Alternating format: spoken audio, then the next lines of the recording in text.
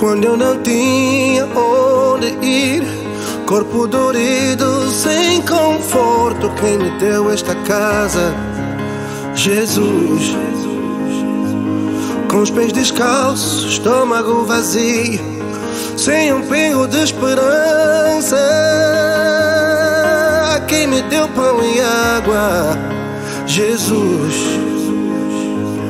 Tu és a luz que ilumina meu caminho, meu protetor, meu bom pastor, meu condutor, meu escudo, único amigo lá bem no fundo, sempre comigo, mesmo eu imundo, dono da minha alma, dono de tudo, meu redentor, meu Senhor, consolador, grande amor. A ti, Senhor, toda a glória. A ti, Senhor, toda a honra. A ti, Senhor, todo louvor. A ti, Senhor, todo poder.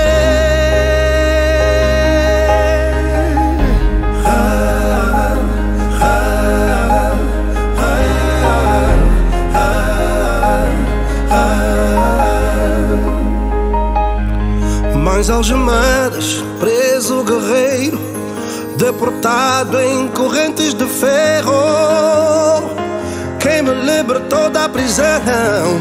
Jesus.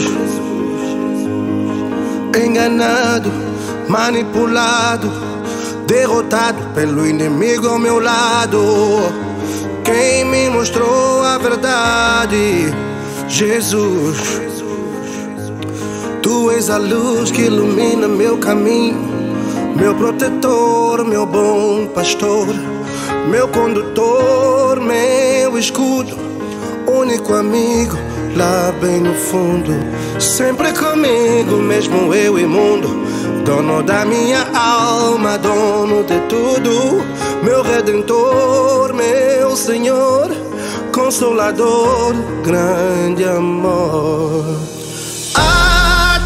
Senhor, toda a honra. A ti, Senhor, toda a glória. A ti, Senhor, todo louvor. A ti, Senhor, todo poder.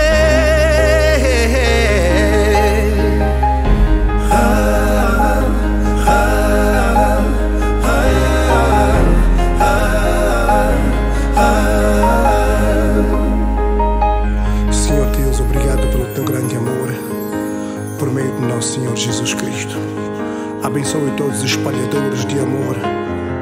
Obrigado pela vida do nosso irmão Cazuza, TJ Cazuza, o contador de sonho. Amém.